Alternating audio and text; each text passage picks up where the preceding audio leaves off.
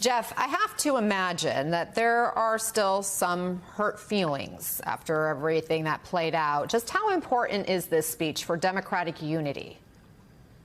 Yeah, I think you're not wrong about that. There are some hurt feelings on a few different sides. The White House has been trying to play down any hurt feelings on President Biden's side, acknowledging that he was upset by the process that led to his ouster and sort of the party turning on him. But moving forward now to a message of hope. And, President Biden is a longtime political operative. He understands politics. He even acknowledged in a recent television interview that he understood in some ways where Speaker Pelosi may have been coming from in her role. So I think that it is about a broad sense of moving forward, which coincidentally enough is also one of Vice President Harris's campaign themes. I was on her trip yesterday in Pennsylvania, and the bus tour that she was on one side of the bus, there was a big slogan saying, "A new way forward."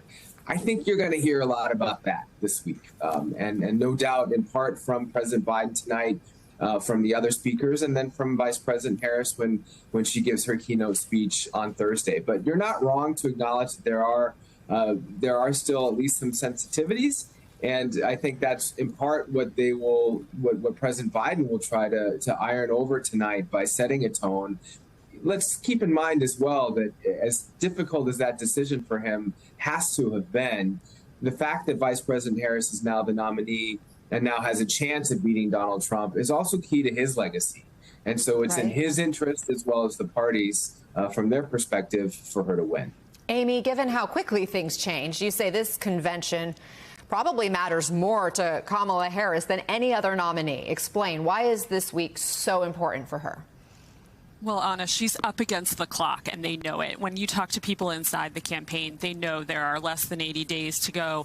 They have a very short runway right now to prove, to talk about her personally, professionally, what she is. They also want to define her before the Trump campaign defines her. And so I think, and they're trying to define her. They're trying to paint her as this progressive from California, and they're trying to obviously talk to those few voters who are left, those undecideds. And so it's really important. This is a huge moment for her, and she won't get this moment again until, this many eyeballs, until people are watching again on September 10th when she faces Donald Trump. So this is the key moment to tell the American public about who she is and paint a picture. I think you saw her yesterday talk about how she likes Doritos. She was wearing her Converse All-Stars. She's trying to show people that she is kind of like a hip, maybe female Barack Obama. And maybe just try to show I'm an everyday kind of woman. This is such a historic moment, Amy, as Kamala Harris looks to become the first woman to be elected president in the U.S. Hillary Clinton has been there. We're going to hear from her tonight, too. And she's spoken so passionately about breaking that glass ceiling. I just want to revisit her speech from 2008 when she lost the nomination to Barack Obama. Although we weren't able to shatter that hardest glass ceiling this time, thanks to you, it's got about 18 million cracks in it. Amy, do you expect her to reference that glass ceiling tonight? Yes. I mean, you look back on 2016 and Hillary Clinton she was leaning hard into the history making of that. You're not seeing that as much from the vice president. Of course, that is sort of understated. But I think that she's going to be the huge champion here of Harris. She wants to portray her as the woman who can shatter the glass ceilings. She wasn't able to do it. A few years later, 8 years later, someone might be able to do it. And that's Kamala Harris. And I think you'll see Hillary Clinton really make that point during her address. Meantime, Jeff, thousands of protesters have already descended on Chicago over the Biden administration's handling of the war in Gaza. Can Harris heal that one glaring rift in the party? Well, certainly she wants to. And I think just having covered both her and Biden over the last couple months, it is evident that she's making some progress on that. That doesn't mean the protest this weekend, or this week rather, won't be a big deal. But I can say that from attending her rallies and speeches, she gets interrupted less often. And when she does get interrupted, she's able to sort of quell that in a way that President Biden was not. She's also spoken in a different tone about Gaza, talked about a ceasefire in a way that I think some of those protesters are taking more seriously than they did when hearing it from Biden, even though the language is actually quite similar. But there's no doubt that that rift is still there, and that will be manifested in the fact that thousands of people are expected to show up to protest. Amy, the Democratic Party platform was released ahead of today's kickoff, but it's the platform that was written and voted on before President Biden exited the race. Which elements of the Biden presidency do you think Kamala Harris will embrace?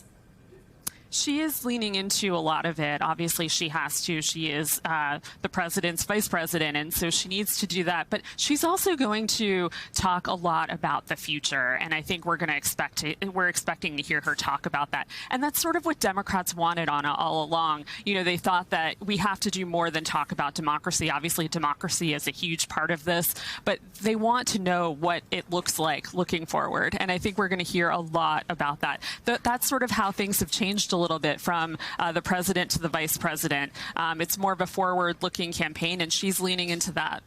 Jeff, we have seen a slate of new polls leading up to this convention. NBC's latest polling average finds a 5-point swing toward Harris. The day President Biden dropped out, Trump was up 3. Now Harris, you can see, is up 2. What kind of polling bump is the Harris team hoping to see after the convention? Well, no doubt they'd like to see this momentum continue, but I will tell you that from my own reporting of speaking to them, that's actually one of their greatest fears and acknowledgments, which is that the bump that she's gotten polling, pardon me, the momentum that she's felt over the last few weeks can't continue nonstop. That is to say, they expect that there will be at least some bumps in the road coming up. And the question is what will lead to that. But for sure this week, they expect that momentum to be flying high.